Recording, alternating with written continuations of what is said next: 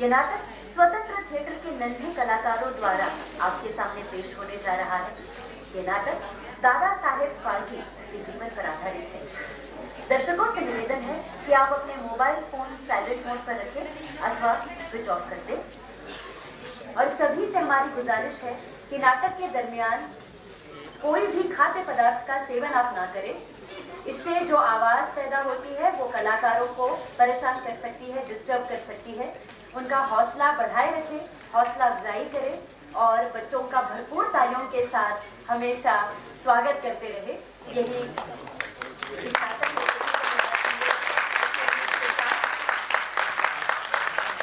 प्रस्तुत कर रहे हैं हिंदी नाटक दादा साहेब फाल्के। आवाज बढ़ाना है।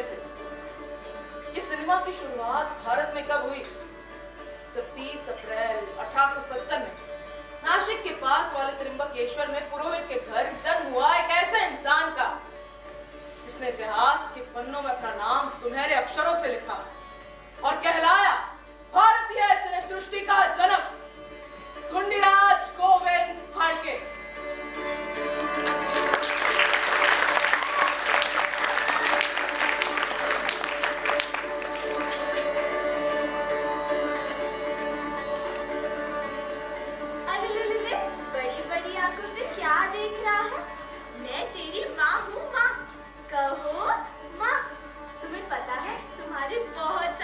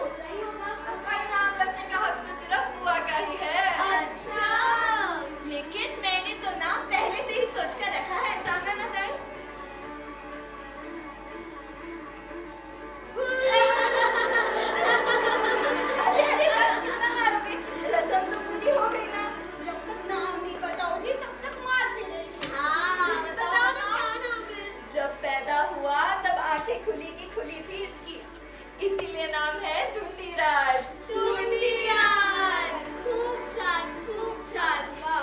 देखते ही देखते मैं 5 साल का हो गया था. पिताजी पौरोहित्य करते थे और उन्होंने वेदों पर खास ख्याल दिया. मतलब ये कि मैं, मेरे भाई बहन सारे वेद कंठस्थ करें.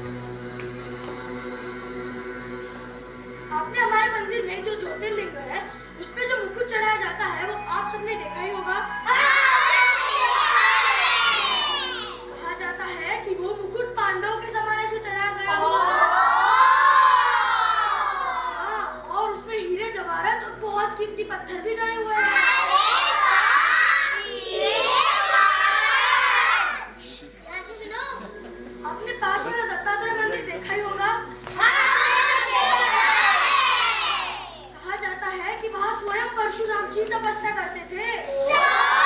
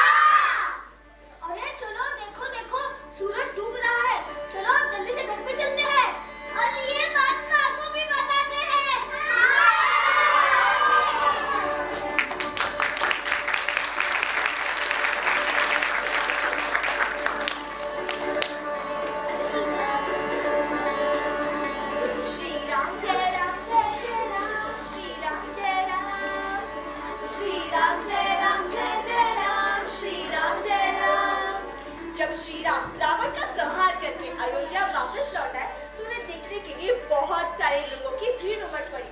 लोग अपने घरों से बाहर आकर श्री राम के दर्शन करने के लिए हाथ जोड़कर खड़े हो गए। श्री राम जय राम जय जय राम, श्री राम जय राम।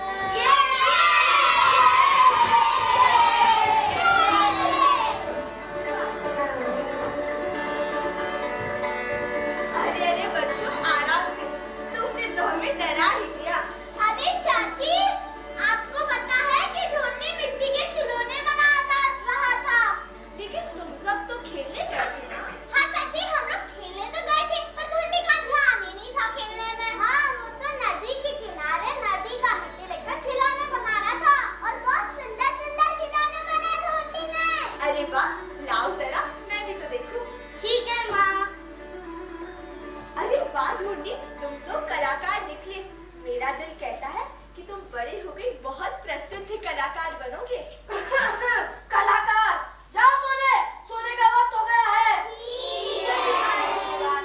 ओम नमः शिवाय, ओम नमः शिवाय, ओम नमः शिवाय।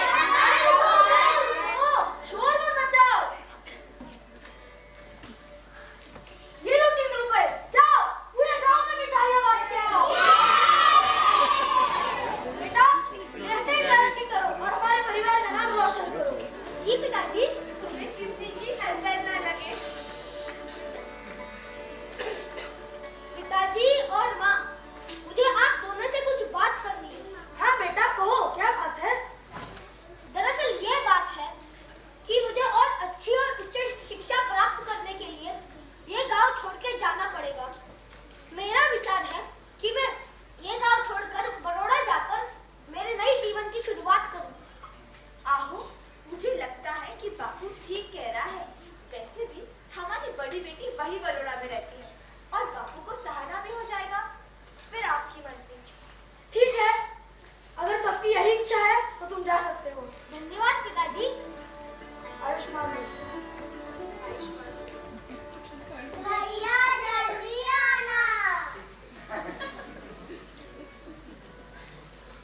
भैया आपकी बहुत याद आएगी। हाँ भैया, सच में आपकी बहुत याद आएगी।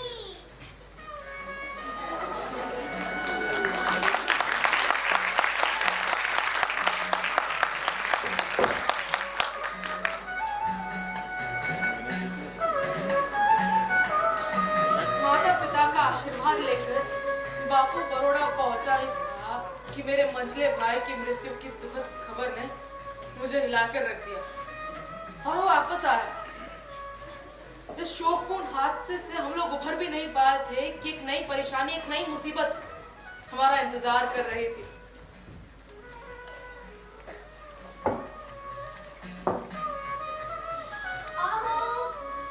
आहो, कितनी उसी का समय निकल जा रहा है। कहाँ रह गए पंडित जी? तू चिंता करो नको, मैंने पहले उनके घर संदेशा भेज दिया है, वो आते ही होंगे। क्या आप भी हमेशा ऐसे? अरे दामोदर मित्र, अरे आइए आइए, नमस्कार। अच्छा तू पानी घेऊन ये लवकर। आइए आइए, बैठिए बैठिए। आओ ढूंढीराज, अगं घेऊन ये लवकर। और सब पाठशाला सब ठीक है ढूंढीराज? हाँ। अच्छा, अरे लाओ लाओ लाओ, लाइए। हाँ लाओ, बस। ढूंढीराज, अपने पिताजी के कदमों पे तुम्हें चलना है। हाँ जी हाँ। आइए आइए आइए आइए, स्थानापन्न हुई, आइए बैठिए। अरे भाग्यवान, जल्दी लेके आओ। हाँ अब हम पूजा को आरंभ करते हैं। जी। ओम नमस्ते गणपतये, त्वमेव प्रत्यक्षं तत्त्वमसि, त्वमेव केवलं कर्तासि, त्वमेव केवलं धर्तासि, त्वमेव सर्वं खलिदं ब्रह्मासि, त्वं साक्ष। मुझे क्षमा कीजिए, मैं पुनः आरंभ करता हूँ। ओम नमस्ते गणपतये, त्वमेव प्रत्यक्षं तत्त्वमसि, त्वमेव केवलं कर्तासि, त्वमेव केवलं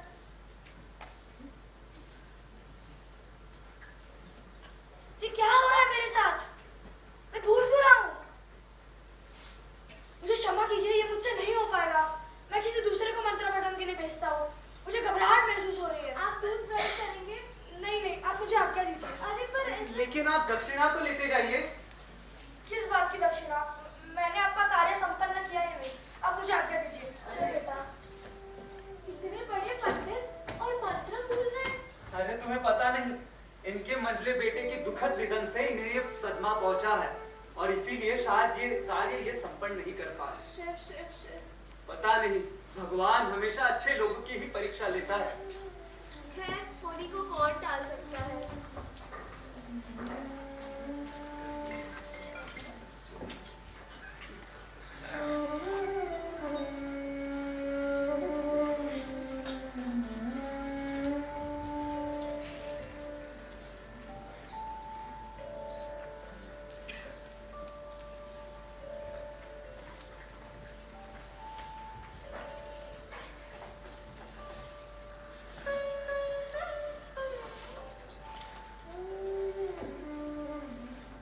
अरे, आप आ गए? मैं आपके लिए दूध लाऊं? आप कुछ कहते क्यों नहीं? माँ, पता है आज पिताजी मंत्र भूल गए। हे भगवान, ऐसी बातें मत कर। तू दांत मत दे। आओ, ये क्या बोल रहा था? क्या ढूंढी सच कह रहा था? सच कह रहा था वो। आज मुझसे घोर अपशकुन हुआ है। पता नहीं किस बात की सजा दे रहे हैं भगवान हमें। ये जीवन मेरे नर्क की भांति प्रतीत हो रहा है। आज से मैं मेरे पौराणिक सफर को विराम देता हूँ। मैं प्रण लेता हूँ कि मैं मेरे जीवन में पौराणिक नहीं करूँगा। आप ऐसी बातें मत कीजिए। इतना बड़ा निर्णय लेने से पहले बस एक बार सोच लेते। हे भगवान, ये किसकी नजर लग गई हमारे खुशहाल से संसार पर? बेटी के जाने का अभी तक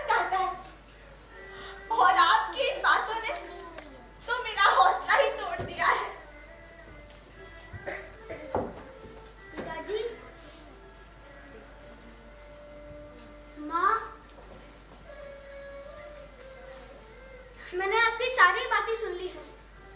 हमारे अन्ना के देहांत के कारण आपको यह सदमा पहुंच गया है। ये घर हमें हमेशा अन्ना की ही याद दिलाता रहेगा। तो मेरा विचार है कि हम बंबई जाकर हमारे नए जीवन की शुरुआत करें। लेकिन हम मुंबई जाके क्या करेंगे बेटा? तुम चिंता मत करो माँ। बंबई में एक मेरे बहुत अच्छे मित्र है जो विल्सन कॉलेज में प्राध्यापक है। मैं पिताजी की नौकरी की सिफारिश उनसे करूंगा। और वैसे भी वहाँ पर संस्कृत की प्राध्यापक की जगह खाली है और मुझे उम्मीद है कि वो मान जाएंगे। लेकिन मैं तेरे अब्बा के ऐसे छोड़ के नहीं जाऊंगा। पिताजी मुझ पर भरोसा कीजिए। बंबई एक बहुत बड़ा शहर है। वहाँ पे जाकर हमारी जिंदगी बेहतर भी होगी और इन सब की आगे की पढ़ाई भी बहुत अच्छे से हो पाएगी। आहो, मुझे लगता है कि बापू ठीक कह रहा है। ठीक है, मैं तैयार हूँ।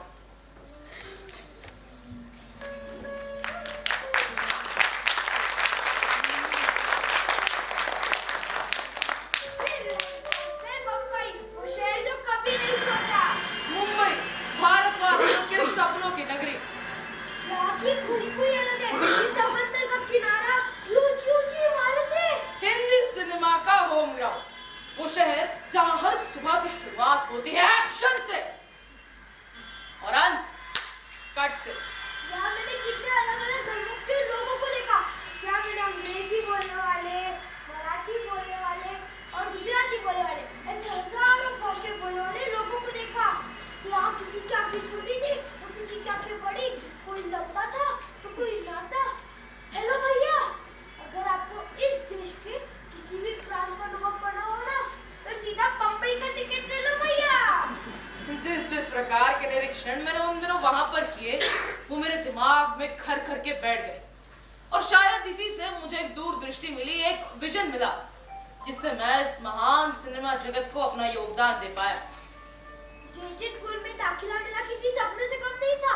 वहाँ हर दिन कुछ ना कुछ नया सीखने को मिलता था और यहाँ लोगों के बात करने का तरीका भी कितना जटिल है। जे स्कूल में 1 साल का कोर्स करने के बाद मुझे कला के क्षेत्र में अपनी सीमाएं बढ़ानी थी, तो इसीलिए मैंने फैसला किया कि मैं अपने बड़े भाई बापू के पास बड़ौदा चला जाऊं।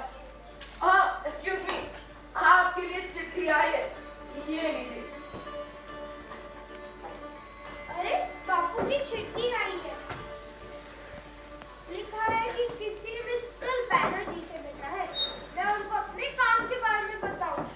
वो मुझे मेरी कला के क्षेत्र में बढ़ने में सहायता कर देंगे। तो अगली गाड़ी से पहुंच गया मैं बड़ौदा और अब वक्त था मिस्टर बैनर्जी से मिलने का। नमस्ते, क्या मिस्टर बैनर्जी है? जी हाँ।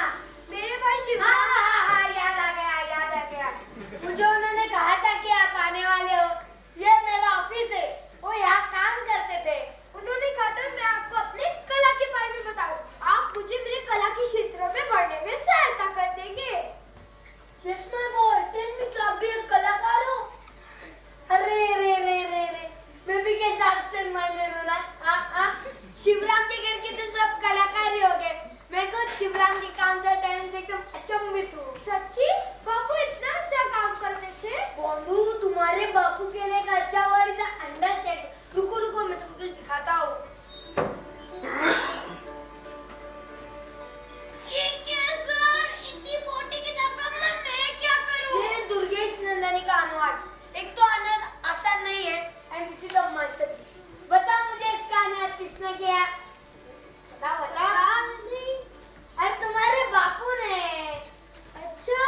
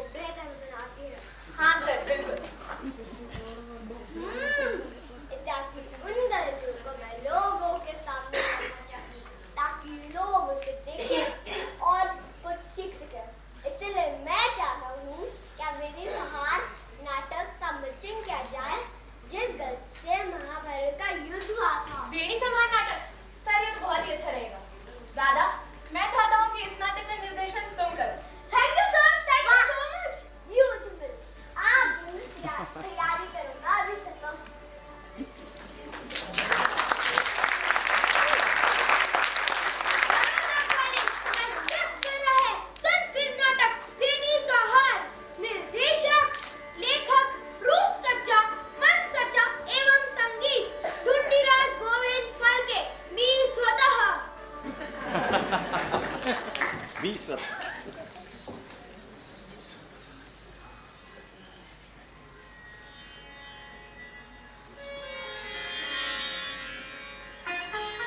भगवतः श्रीकृष्णस्य कौरवसभायां सन्धिप्रस्तावं प्रस्तोतुम् भीमस्य पञ्चग्रामणां सन्धिप्रस्तावविषये रोषः भीमस्य शस्त्रागारं प्रति प्रस्थानम्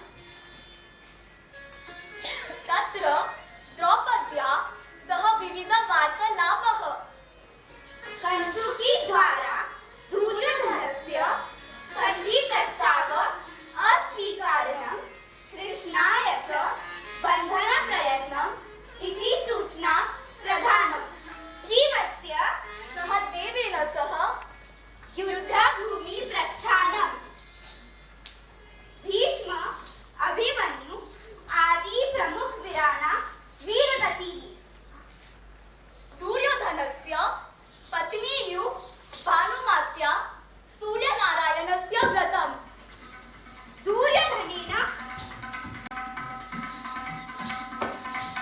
व्रतभङ्गम्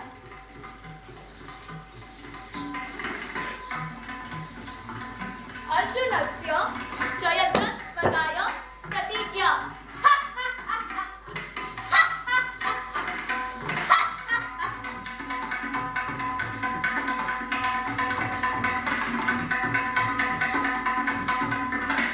जयद्रथपत्नी विशालायाः विलापः दुर्योधनस्य आश्वासनम् युद्धभूमिप्रस्थानम्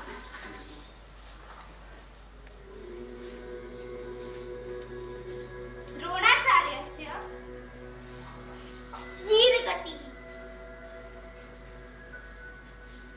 अश्वत्थामाः विलापः कृपाचार्येण समाश्वासतम् कृपाचार्येण सेनापतिरूपे अश्वत्थामा चयनप्रस्ताव दुर्योधनस्य अस्वीकरणम् पुनश्चयकरणाय सेनापतित्व प्रदानम्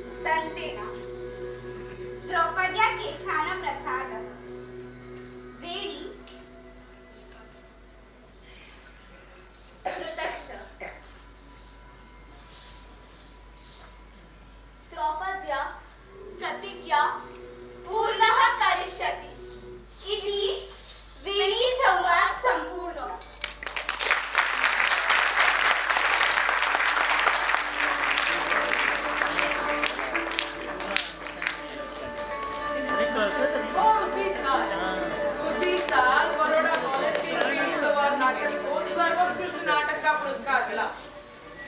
ये सिर्फ सर्वोत्कृष्ट नाटक ही नहीं, सर्वोत्कृष्ट निर्देशन, लेखन, रूप सज्जा, मन सज्जा और संगीत, इन सब क्षेत्रों में भी सबसे श्रेष्ठ था। और इस नाटक के बाद पूरे बड़ौदा में मैं इतना मशहूर हो गया कि बड़ौदा के बच्चे बच्चे की जुबान पर बस मेरा इनाम था। मेहरबान कदरदान हिंदू सिख या मुसलमान, यहाँ ये गौर फरमाइए, यहाँ ये गौर फरमाइए। जर्मनी का तड़का बड़ौदा में, जर्मनी का तड़का बड़ौदा में। विदेशी जादूगर हर्ष का जादुई मंचन कुछ ही दिनों में। जी हाँ, विदेशी जादूगर हर्ष का जादुई मंचन कुछ ही दिनों में। टिकट केवल 2 आने, टिकट केवल 2 आने, टिकट केवल 2 आने। क्या ये गौर फरमाइए, यहाँ ये गौर फरमाइए।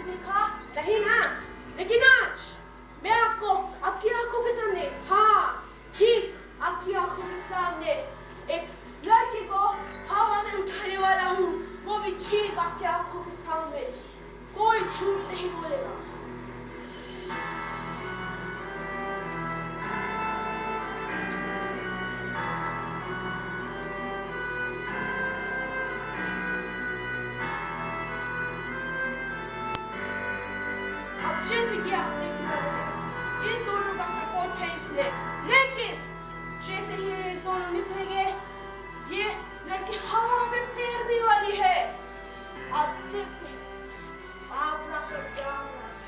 अभी ये लड़की हवा में तैरने वाली है।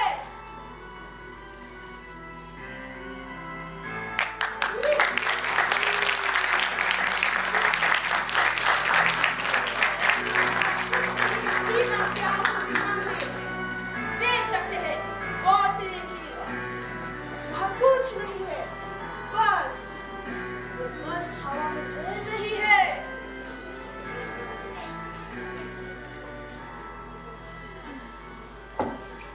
नमस्ते सर, मेरा नाम दादा साहेब फारूक है। Oh, hello there, young man. How are you? I'm fine, sir. I'm fine. The show was too good, sir. It was fabulous. It was awesome. It was too good, sir. It was ekdam charm. What?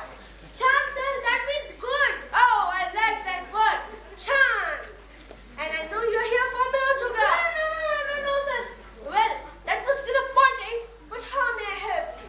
दरअसल बात यह है, sir, मैंने आपके बारे में काफी चर्चा सुनी है, इसलिए मैं यहाँ आपसे शिक्षा प्राप्त करने आया हूँ। Well, my friend, a man should never reveal his secrets.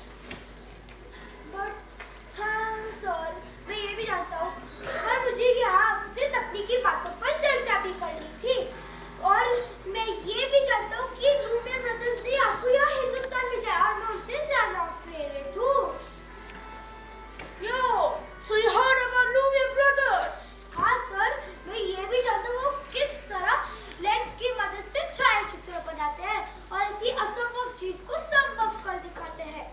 और अगर हम लोग इस विषय पर चर्चा न करें तो ये कला के क्षेत्र में बहुत बड़ी नाइंसाफी होगी। तुम सही हो, और इस विषय पे चर्चा करना कोई बद काम नहीं होगा। और मुझे पता है कि तुम्हारा इंटरेस्ट स्टेज इफेक्ट्स की टेक्निकलिटीज में है। And trust me my friend, these technicalities of stage effects are core of any illusion created. एक काम करते हैं, हम इस विषय की चर्चा चाय पे करते हैं, और अगर समय मिला तो मैं तुम्हें अपने कुछ ट्रिक्स सिखाऊंगा जो मेरे खुद के हैं।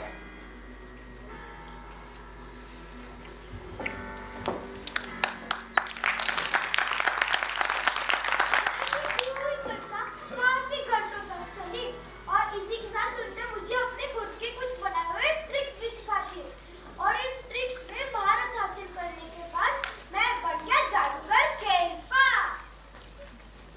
सन 1891 में मैंने रतलाम नाम की संस्था में प्रोफेसर बाबूराव वालावलकर से छायाचित्रण के बारे में बहुत कुछ सीखा। और तो और उन्होंने मुझे 6 महीने के अंदर Excuse me, आगे का मैं बताऊं भाई? बिल्कुल। फिर प्रोफेसर बाबूराव वालावलकर ने मुझे क्या सिखाया था? हाँ, हाफ्टन ब्लॉक्स। तो जब लोग एक फोटो लेते हैं तो उसकी क्वालिटी ज्यादा अच्छी नहीं होती, इसलिए हम लोग हाफ्टन ब्लॉक्स की तकनीक को यूज करते हैं। उसमें हम लोग एक फोटो को हजारों ब्लॉक्स में तोड़ते हैं। तो उसके लिए ये लिया मैंने एक कैमरा, उसके ऊपर डाला मैंने ये कपड़े का बना हुआ स्क्रीन, और ये बन गया पिक्चर बेहतरीन। तो अब वक्त आता है प्रिंटिंग का। तो इन्होंने मुझे फोटोलिथो ट्राई कलर प्रिंटिंग सिखाई थी। इसमें हम लोग 3 रंगों का इस्तेमाल करते हैं। पहला है मैजेंटा यानी कि गहरा लाल, दूसरा है सायन यानी कि नीला, और तीसरा है येलो। येलो तो हम सब जानते ही है। फिर इसमें हम लोग एक कलर को एक कलर के ऊपर थोपते जाते हैं, जिससे फोटो का असली रंग निखर के आता है। तो अब वक्त आता है सेरेमिक फोटोग्राफी का। तो इसके लिए मैं लेता हूँ ये लाइट सेंसिटिव जेलेटिन के पदार्थ को, और इसको डालता हूँ सेरेमिक के टुकड़े पर, और फिर ये दिया मैंने फोटो का नेगेटिव, और इसको सुखाया इस सेरेमिक के टुकड़े पर, जिससे हमें ये पता चलता है हम लोग पत्थर के टुकड़े के ऊपर भी प्रिंटिंग कर सकते हैं। तो अब मुझे लगता है मैंने इन तीनों कलाओं में महारत हासिल कर दी है, इसलिए अब मुझे गोधरा जाकर अपनी किस्मत को आजमाना चाहिए।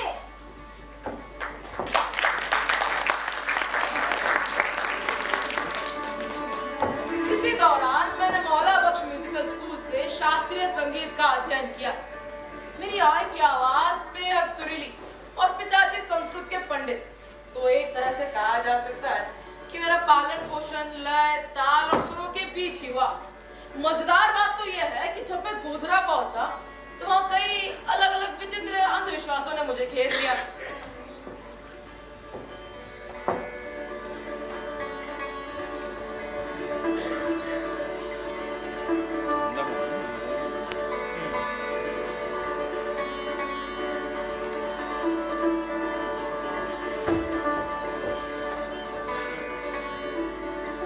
महारानी जी, आपसे कोई मिलने आया है।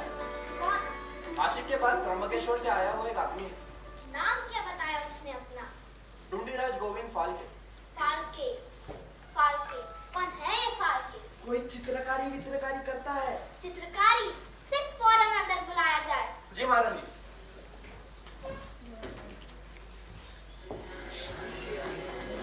महारानी की जय। बोलो त्र्यंबकेश्वर के फाल्के, तुम्हारी यहाँ आने की क्या वजह है? मुझे आपकी चित्रकला की रुचि के बारे में ज्ञान है और मुझे ये भी पता है कि आप अपने चित्र बनवाने के शौकीन हैं। बेशक, गोदा के कण कण को पता है कि मैं चित्र बनवाने की कितनी शौकीन हूँ। तो क्या तुम एक चित्रकार हो?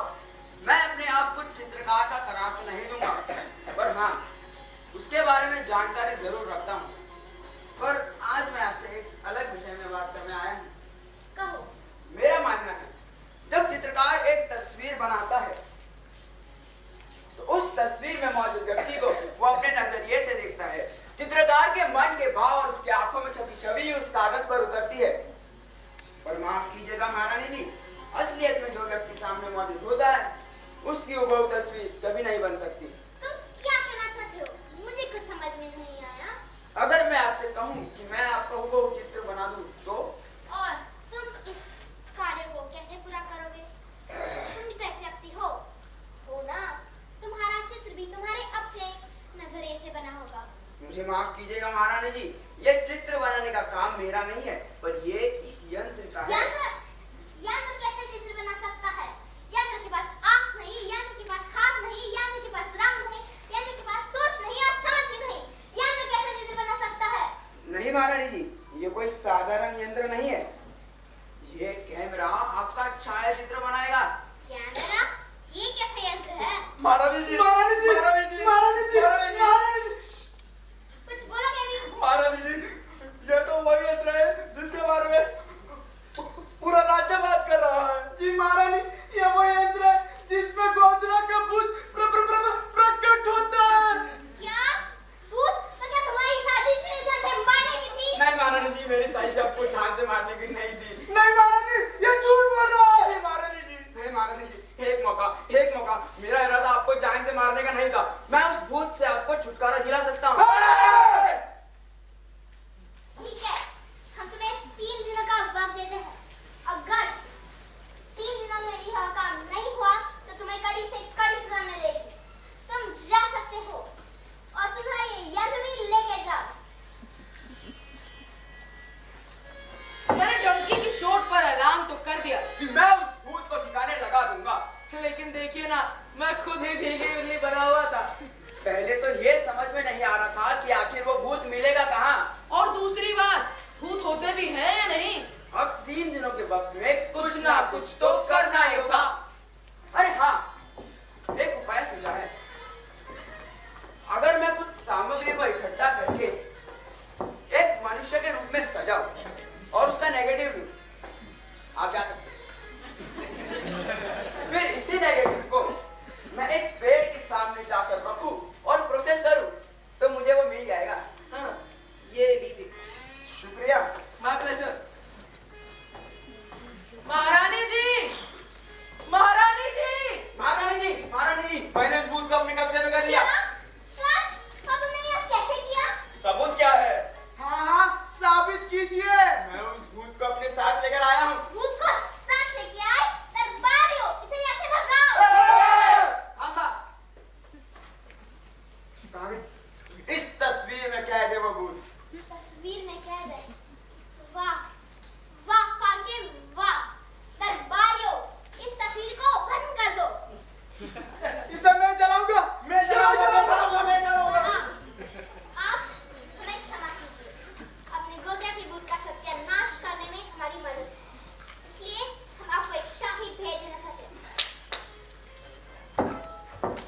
माफ कीजिएगा महारानी जी, मुझे इस भेंट की जरूरत नहीं है।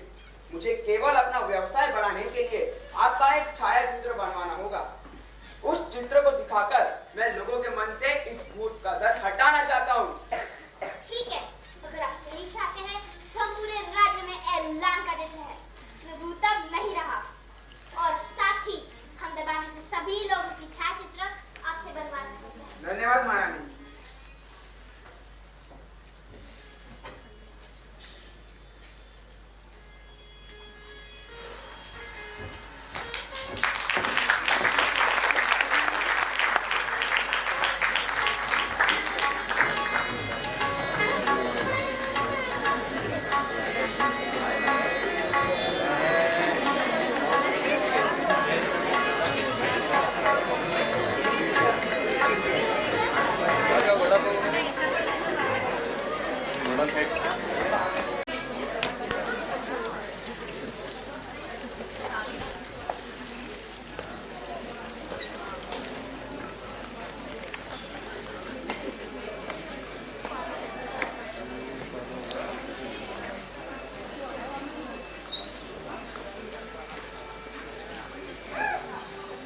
सन 1900 के मेरे वास्तव्य गोधरा में प्लेग की महामारी फैली।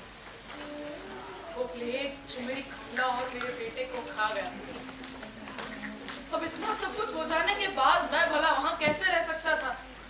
मेरा काम में मन ही नहीं लग रहा था। इसीलिए मैंने निश्चय किया कि मैं अपने बाबू के पास बड़ौदा लौट जाऊं। समय बीतता गया और फोटोग्राफी के व्यवसाय से मेरा मन उठता गया। अब इस मन को बहलाने के लिए मैंने स्टेज कर्टन पेंटिंग का काम शुरू किया। स्टेज के करीब होने के कारण मैंने एक चीज का बारीकी से अवलोकन किया, जैसे एक्टिंग, डायरेक्शन, सेट डिजाइनिंग। क्या करूं? इन सभी में भी मेरा मन नहीं लगा। अब मुझे समझ नहीं आ रहा था कि आखिर मैं करूं तो करूं क्या। क्या करूं क्या मतलब? मैं जानता हूँ कि तुम कमला से और अपने बच्चे से बहुत प्यार करते थे, पर अगर प्लेग ने उन्हें खा लिया, इसमें तुम्हारी कोई गलती नहीं है। तुम अपने आप को सजा मत दो। देखो, कोई भी इंसान के लिए अकेले जीवन काटना बहुत ही मुश्किल होता है। बेटा, अब हमारी उम्र हो गई है, कोई तुम्हारे साथ रहे, तुम्हारी देखभाल करे, यही तो हम चाहते हैं। देखो बेटा, मैं तुम्हारा दुख समझता है, लेकिन कमला का है वो साथ का जिसने तुम्हें इतना आगे बढ़ाया। हो सके भगवान की योजना हो कि तुम्हारी शादी हो जाए। मेरा भी यही कहना है कि तुम अब जाकर शादी कर दो। मुझे शादी नहीं करनी है।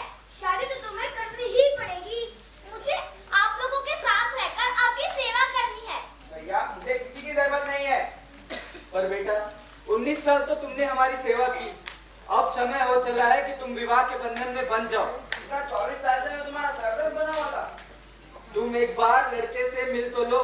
लड़का सर्वगुण संपन्न है, बहुत शांत स्वभाव का है। मैंने एक बार कह दिया ना कि मैं शादी नहीं करूंगा तो मैं नहीं करूंगा। ठीक है, अब तो कितना कह रहे हैं तो मैं उस लड़की से मिलने के लिए तैयार हूँ, लेकिन हर बार की तरह इस बार भी मना ही कर दूंगी। ठीक है भैया, आपके खातिर मैं उस लड़की से मिल करूंगा। और याद रखना, मेरा जवाब ना होगा, सिर्फ ना। मेरा नाम है ढूंढराज गोविंद पालकी। मैं कावेरी। मुझे शादी मंजूर है।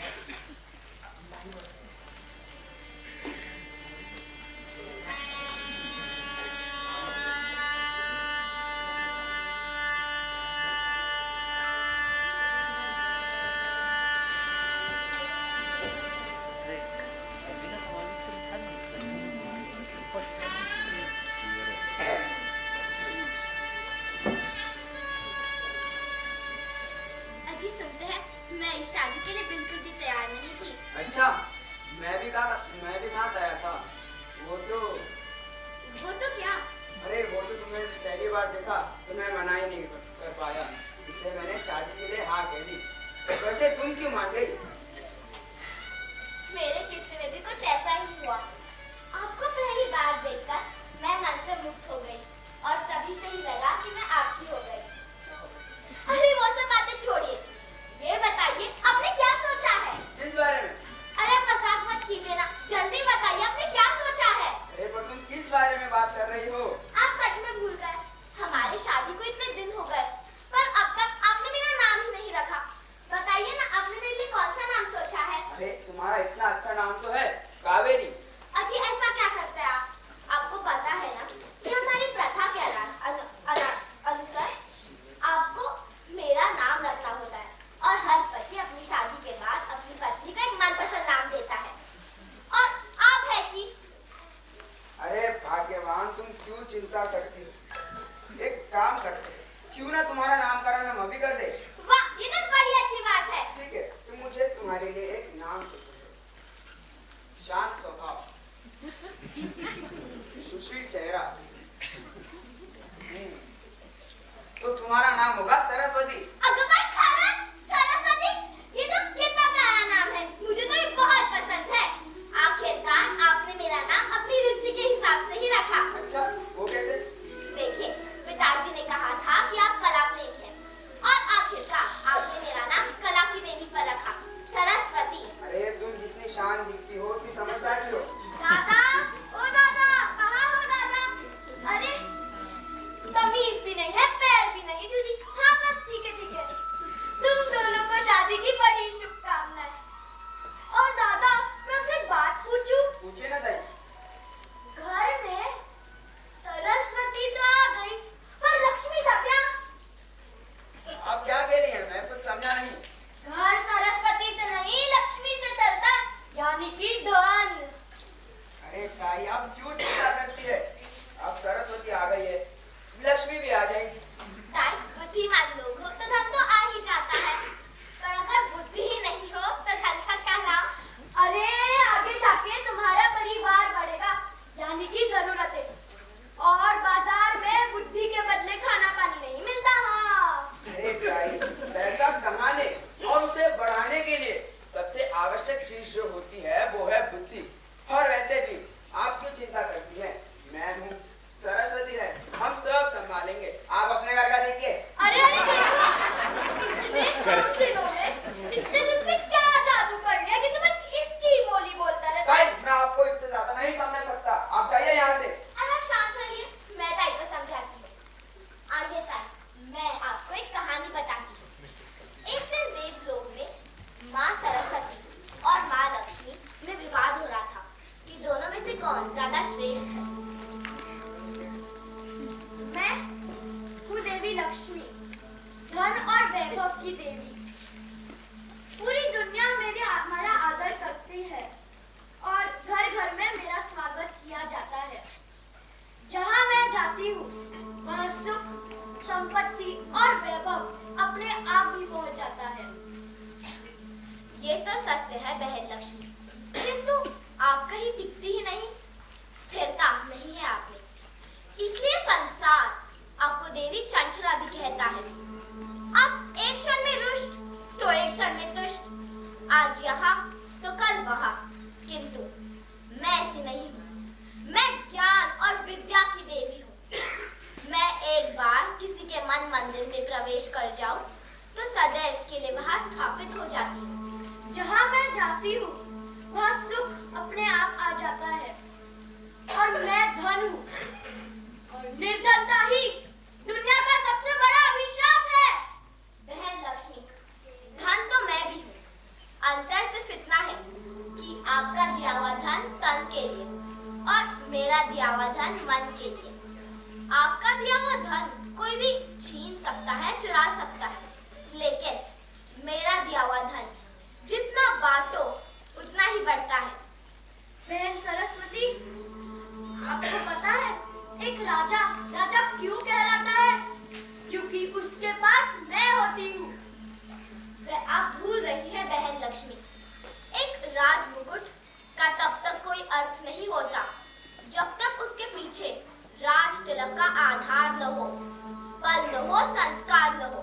राज तिलक के पीछे शक्ति होती है, मंत्र की, विद्या की, ज्ञान की। सत्य तो ये है बहन लक्ष्मी कि जिसके पास मेरी दी हुई बुद्धि की शक्ति न हो, उसके पास आपका दिया हुआ धन भी नहीं रह सकता। आपके पास शब्दों की कमी नहीं, आप तो बस वाणी ही वाणी है। बहन लक्ष्मी, शब्द जब मंत्र बन जाते हैं तो उसमें दिव्यता आ जाती है। वाणी का जब विद्या से मेल होता है तो वे कंठ की शोभा बन जाती है। वाणी अमृत है, वाणी वो सुगंध है जो होठों पर आकर वातावरण को धन्य कर देता है। बहन सरस्वती, सत्य तो ये है, जहाँ मैं जाती हूँ वहाँ का उदास वातावरण भी आनंदमय हो जाता है। सारे दुख भी खुशहाल हो जाते हैं। और आपने तो ये बात सुनी ही होगी, खाली पेट भोजन भी नहीं होता। और इसलिए आप कुछ भी कहिए, मैं सबसे श्रेष्ठ हूँ। बहन लक्ष्मी, अगर ज्ञान और धन में कोई श्रेष्ठ है तो वो ज्ञान है, क्योंकि एक ज्ञानी की पूजा राजा भी करता है और रंक भी। अतः मैं श्रेष्ठ हूँ।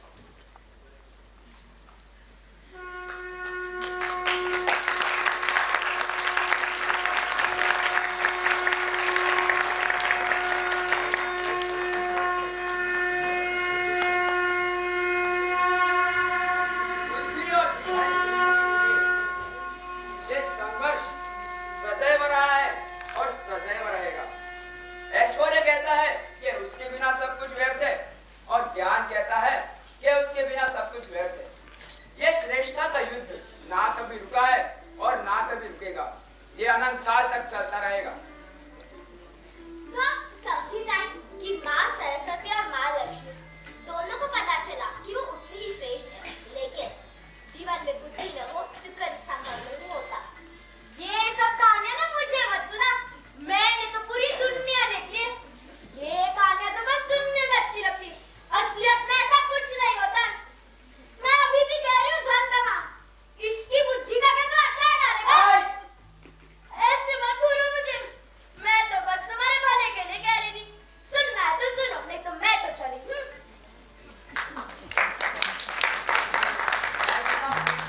मुझे तुम्हारी जैसी पत्नी मिली है। काहे तुम मीठा है? ये है मेरी पत्नी सरस्वती। इसने शादी के बाद हर एक चीज को इतने अच्छे से संभाला कि मुझे कभी किसी चीज की कमी महसूस ही नहीं हो रही थी।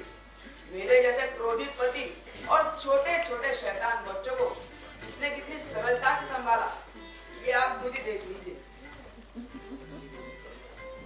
सरस्वती, सरस्वती, मेरा पत्र कहाँ है? हाँ, लाई। ये लीजिए आपका पत्र।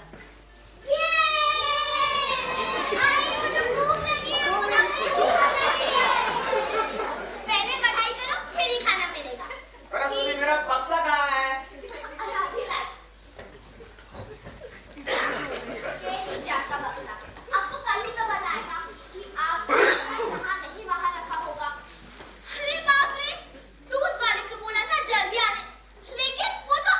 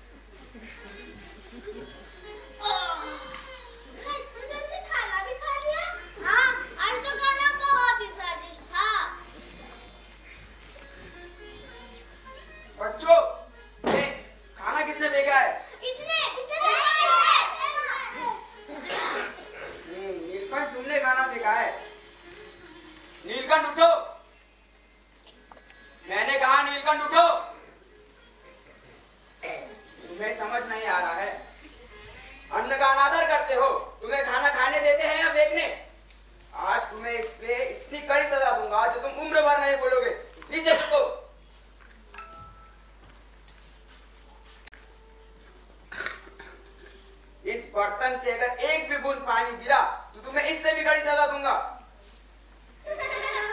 आइए ताई, आज मैं आपको मेरे हाथ का खाना खिलाती हूँ। हाँ हो, हंसो क्या करता तुम ही? आपने उसे इतनी कड़ी सजा क्यों दी है? क्या हुआ? उसने अन्य का अनादर किया है, उसे ये सजा मिलनी चाहिए। अक्का भाई अक्का, इतने छोटे बच्चे को इतनी बड़ी सजा? ऐसी सजा तो कोई हैवान भी ना दे। और ये तो बस उसका पिता है। कितना निर्दयी बच्ची है, तुम्हारी जिंदगी तो बर्बाद हो गई। अब रुकिए, मैं इन्हें समझाती हूँ। आहो, हम ऐसा क्यों कर रहे हैं? मैं उसे समझाऊंगी तो वो समझ भी जाएगा। वो नहीं करेगा ऐसी गलती वापस। हाँ? उसने गलती की है और उसे ये सजा भुगतनी पड़ेगी। इन्हें समझाना पागलपन है, क्योंकि ये गुस्से में पागल हो जाते हैं। हाँ। मैं आपको कह रही हूँ ना, मत कोई से इतनी कड़ी सजा। आप मुझ पे तो भरोसा करते हैं ना? मैं इसे समझाऊंगी, वो नहीं करेगा ऐसी गलती वापस। तुम्हारे लाड प्यार ने इन बच्चों को बिगाड़ा है, अब जो करना है करो।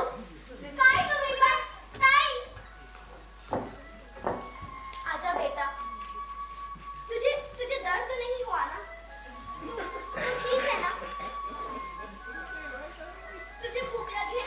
आज मैं तुझे मेरे हाथों से खाना खिलाती हूँ। तेरे पिताजी ना स्वभाव के वैसे नहीं है, वो तो सिर्फ कभी-कभी काम की वजह से। तू उनकी बातों को बुरा मत मान, रोना बंद कर। पर बाबा हमेशा मुझे ही डांटते हैं। ऐसा नहीं है बेटा, सब लोग मेरी बात ध्यान से सुनो। तुम्हारे पिताजी तुम्हें अच्छी-अच्छी चीजें सिखाकर एक अच्छा इंसान बनाना चाहते हैं। दुनिया में कितने सारे लोग हैं जिन्हें खाना नसीब ही नहीं होता। उन्हें कई दिनों तक भूखा सोना पड़ता है और अन्न को तो भगवान का दर्जा दिया जाता है। और अगर तू भगवान का अपमान करेगा तो वो गलत बात है ना? तेरे पिताजी इतनी मेहनत करते हैं और पैसे कमाते हैं ताकि तुम्हें कोई चीज की कमी ना पड़े, तुम्हारी सारी इच्छाएं पूरी हो सके। मुझे वादा दो कि आज के बाद तुम खाना कभी भी नहीं फेंकोगे।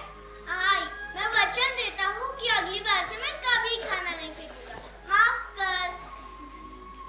मैं भी। मेरे लाडले बच्चे।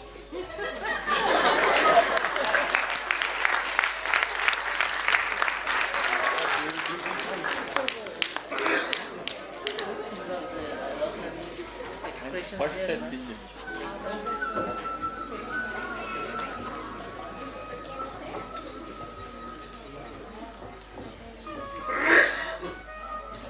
जैसे शादी होने के बाद सबके कंधों पर घरबार की जिम्मेदारियां बढ़ जाती है, उसी तरह ये जिम्मेदारियां मेरे कंधों पर भी बढ़ी। और शायद इसी वजह से घर खर्च इतना बढ़ गया कि क्या बताऊं। फोटोग्राफी के व्यवसाय से कुछ खास पैसे नहीं आ रहे थे कि तभी डॉक्टर रामकृष्ण गोपाल भांडारकर से सरकारी पुरातत्व वास्तु संशोधन खाते में नौकरी करने का प्रस्ताव आया और मैं वहां ड्राफ्ट्समैन कम फोटोग्राफर की हैसियत से काम करने लगा।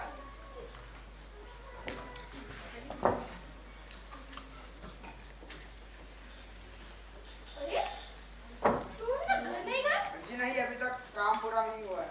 अरे, बाकी का काम तो कल भी तो पूरा कर सकते थे। जी नहीं, हमें कल के भरोसे कभी नहीं रहना चाहिए। अच्छा, मैं तुम्हारे काम से सच में बहुत खुश हूँ। आओ मेरे साथ, मैं तुम्हें कुछ दिखाता हूँ। मेरे पास पुराने मंदिरों की कुछ तस्वीरें हैं। जी दिखाइए। ये देखो, ये है मध्य प्रदेश के सबसे प्राचीन खजुराहो मंदिर की तस्वीर। अच्छा। और ये देखो, ये है अजंता लेवियों की तस्वीर। वाह, ये लेवियां तो बहुत सुंदर है। बेशक, ये तस्वीर मैंने खुद अपने हाथों से बनाई है। बहुत बढ़िया। काश मुझे भी कभी ऐसा मौका मिलता। हाय के, मैं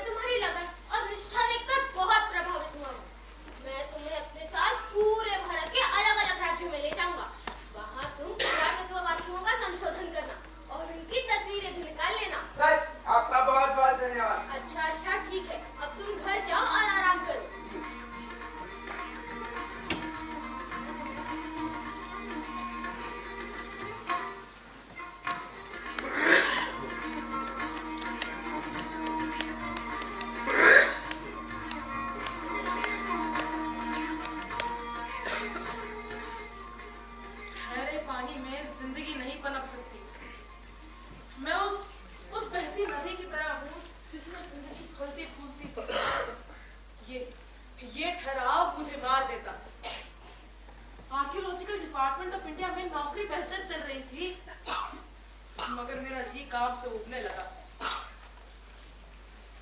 मैंने प्रिंटिंग का व्यवसाय शुरू करने की सोची, जिसमें डॉक्टर भांडारकर ने मेरी आर्थिक रूप से सहायता भी की। 1905 के उस दौर में जब देश के हर कोने से वंग भंग के नारे लग रहे थे, ऐसे में भला कोई काम कैसे कर सकता था? इस आंदोलन के खत्म होते ही मैंने अपनी सरकारी नौकरी को विराम दिया और अपनी दिशा प्रिंटिंग के व्यवसाय की तरफ मोड़ी। स्वतंत्रता सेनानियों के हाफ टोन ब्लॉग बनाता था। ब्रिटिशर्स की मुझ पर कड़ी नजर थी, लेकिन इसके बावजूद मैंने अपना काम जारी रखा।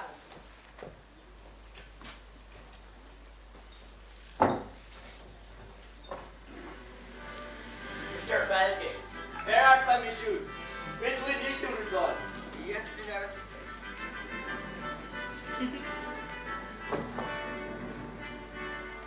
तुम्हें पता है कि आप यहाँ क्या काम करते हैं?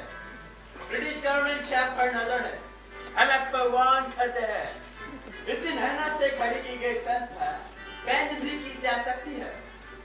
देखिए, हमारा काम है लोगों तक सत्य पहुंचाना। अगर कोई सरफिरा अपने आप को स्वतंत्र सेनानी कहता है और लड़ता है, तो हमें लोगों को वो तो बताना पड़ेगा ना कि आखिर वो सरफिरा है कौन। मगर आपके अखबार में लिखे खत की वजह से ब्रिटिश गवर्नमेंट को काफी नुकसान हो रहा है और कई परेशानियों का सामना भी करना पड़ रहा है। देखिए, आप मेरा समय बर्बाद कर रहे हैं। मुझे बहुत काम है, आप यहाँ से जा सकते हैं। नमस्कार। I will see you.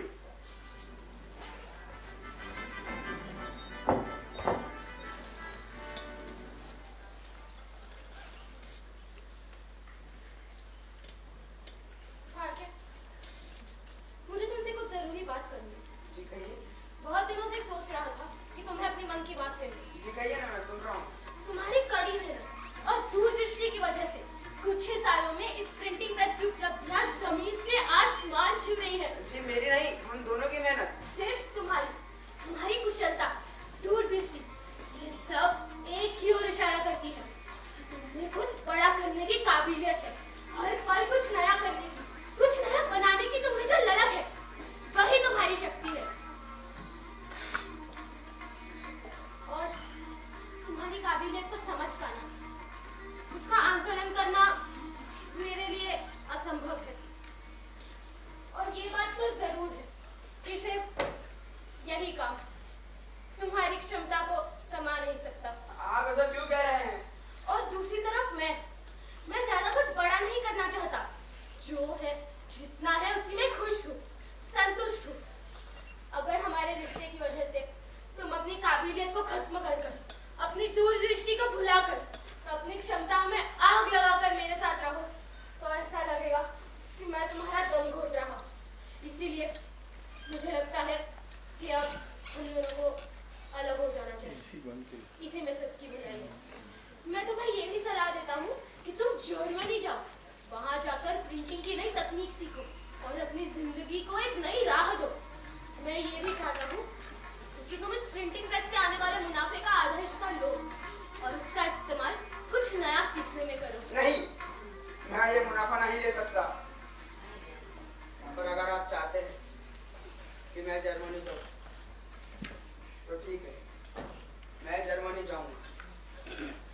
मैं जर्मनी जरूर जाऊँगा।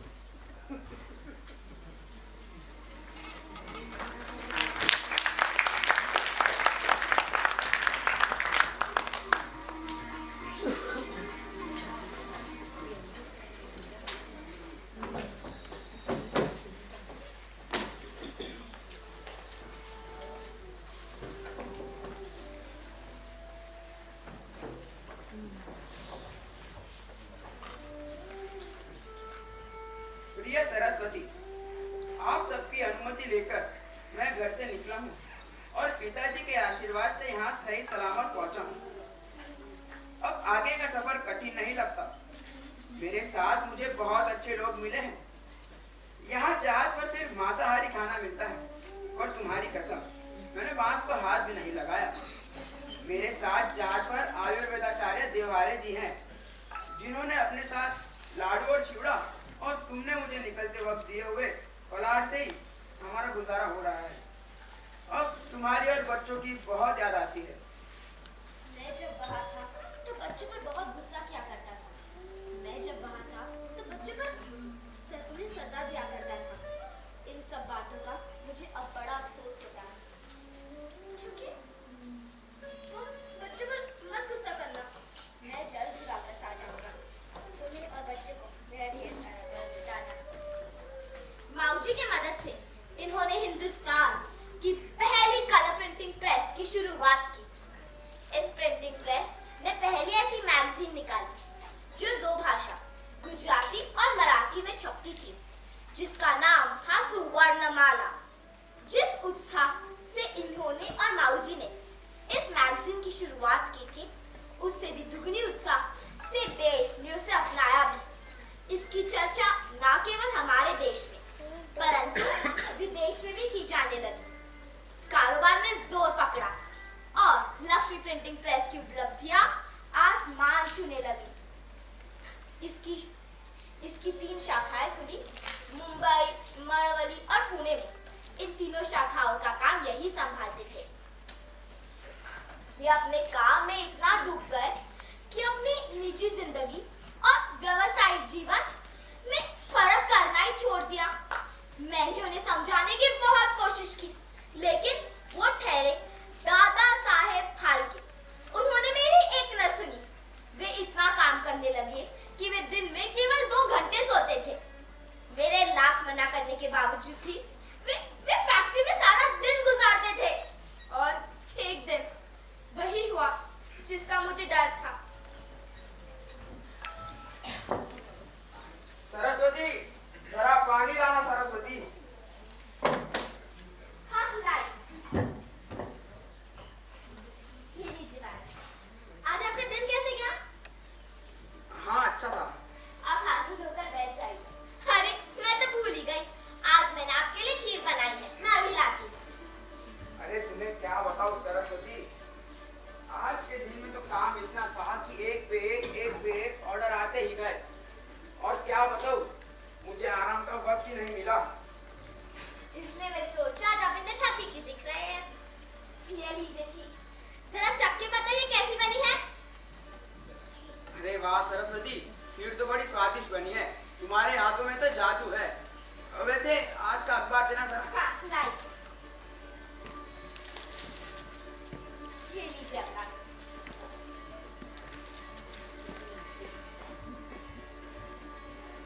स्वर्णमाला की तुलना टाइम्स ऑफ इंडिया से की गई है।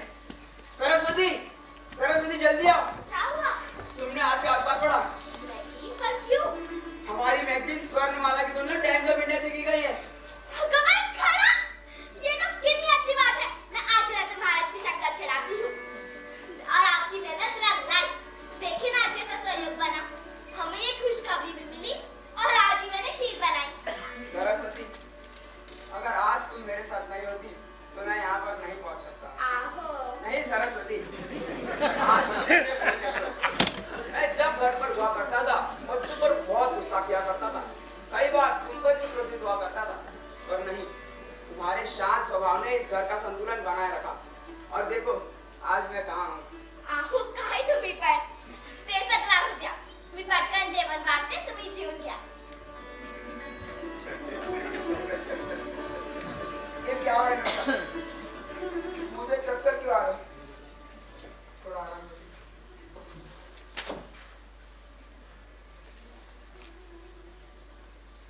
मेरा सर फटे जा रहा है। ये नहीं हो सकता। मुझे ढूंढना ढूंढना सा क्यों दिखाई दे रहा है? नहीं, मेरे आंखों के सामने अंधेरा क्यों छाया हुआ है? ये नहीं हो सकता।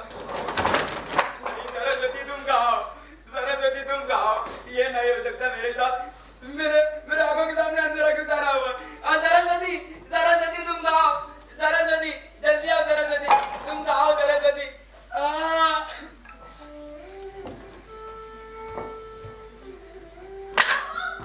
अब ठीक हो ना? क्या हुआ? सरस्वती मुझे कुछ दिखाई नहीं दे रहा है। जल्दी कुछ करो। आप फिक्र मत कीजिए, मैं आई हूँ। ये सब कैसे? अब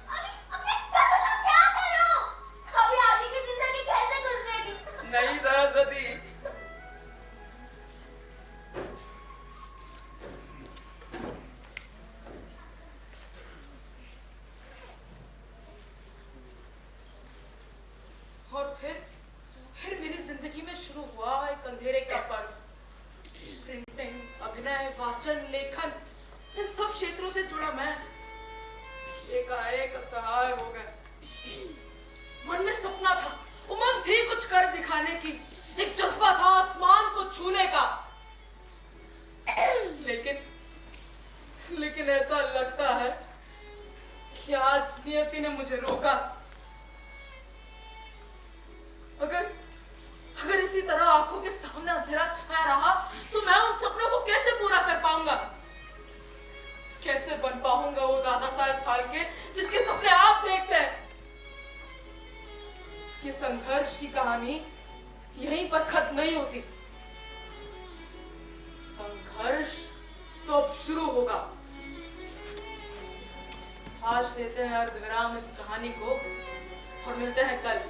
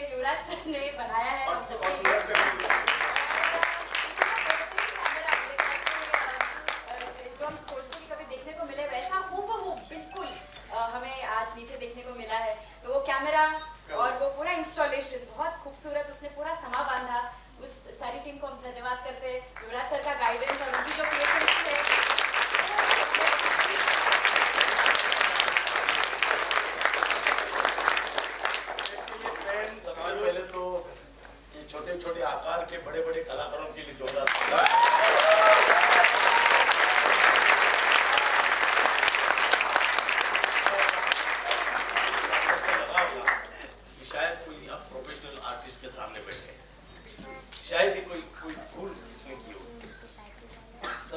तालियां जया था के लिए बजाइए।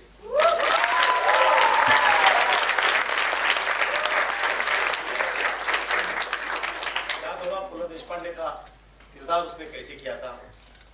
हर कोई भी किरदार में घुस जाता है और फिर वो पूरे ड्रामा को उठाता है। लेकिन छोटे छोटे बच्चे जिस तरीके से एक्टिंग कर रहे थे, खुद को डाल रहे थे, इसका सब क्रेडिट गोज टू धनश्री।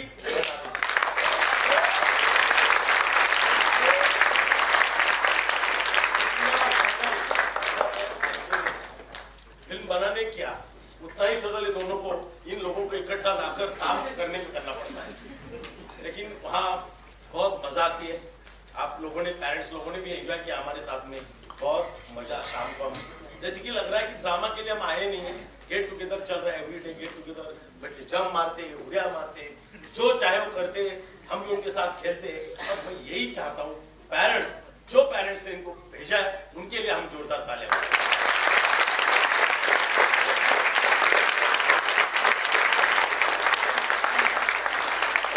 हर इंसान में शशय में होता है, लेकिन वो शशय को बाहर निकालना जरूरी है। और आपने बच्चे देखा कि बच्चों में कितनी कला होती है, कितनी अदाकारी होती है, कितनी गुणवत्ता होती है। कुछ समय के लिए तो हम उनको मोबाइल, इंटरनेट और व्हाट्सएप से दूर लेके जाते हैं, और उस कुदरती वातावरण में इतने सुंदर अभिनय का यहाँ पर उन्होंने अदाकारी आपके सामने पेश किया। अभिजीत की मेहनत और हमारे जो मेंटर हैं, हमारे स्वतंत्र की जो टीम है,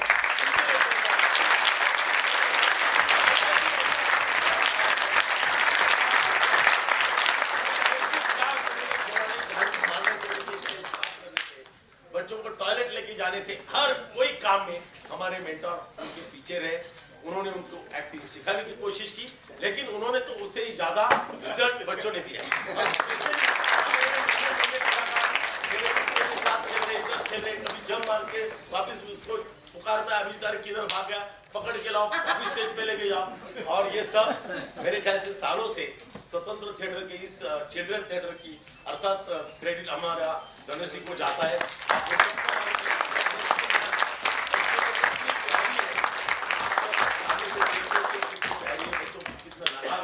बच्चों को कैसा हैंडल करना सिर्फ उसको ही पता चलता है।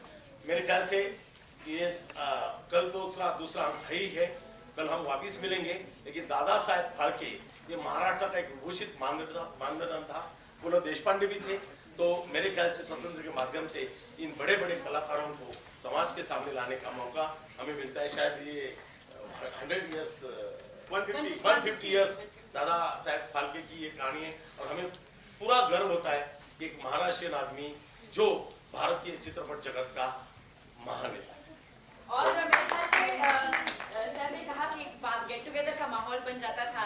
हम सब जानते हैं कि उस हरियाली पे आना, उस लॉन में आना, और एक बार महावीर जैन विद्यालय के प्रीमाइसेस में आने के बाद कितना फ्रेश और कितना ताज़ा हमें लगता था। मेरे ख्याल से ऐसा एनवायरनमेंट अगर सच में मतलब रविंद्रनाथ टैगोर का दर्जा दिया जाता है सर को, क्योंकि उन्होंने बिल्कुल वैसा ही माहौल यहाँ पर पुणे में पैदा किया हम सब के लिए। हम सब एक लाइफ स्कूल में सीखते हैं जब हम उस प्रीमाइसेस में होते हैं। तो मेरे ख्याल से इतनी खूबसूरत जगह बनाने के लिए, इतना हौसला बढ़ाने के लिए और हमेशा हमारे पीछे रहने के लिए युवराज सर के लिए जोरदार ताली।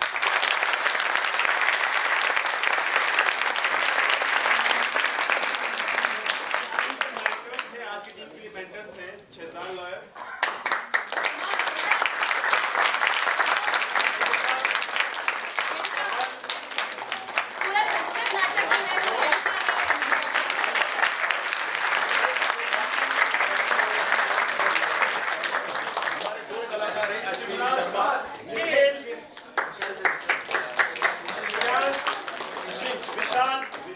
और एक सुफियान है वो नहीं है। ये हमारे 2 कलाकार हैं जिनको राज्य नाट्य स्पर्धा में इसको बेस्ट अभिनेत्री और बेस्ट अभिनेता का अवार्ड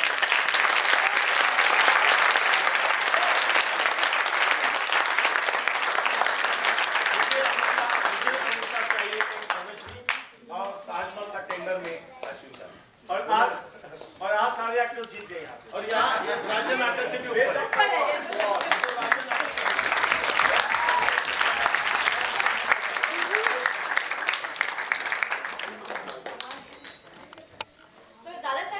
अगली जर्नी यहाँ से वो लंदन जाते हैं। लंदन में वो कल हम सब लंदन में मिलेंगे और फिर कल शूटिंग एक्चुअल कैमरा वो वहाँ पे आएगा और शूटिंग में प्रवेश करेगी। किस तरह से हरिश्चंद्र बनाया, कालिया मर्दन बनाया उन्होंने, जो 3 फिल्में। हम चाहते हैं कि कल आप सब यहाँ पर मौजूद होंगे और बच्चों को हौसला बढ़ाएंगे।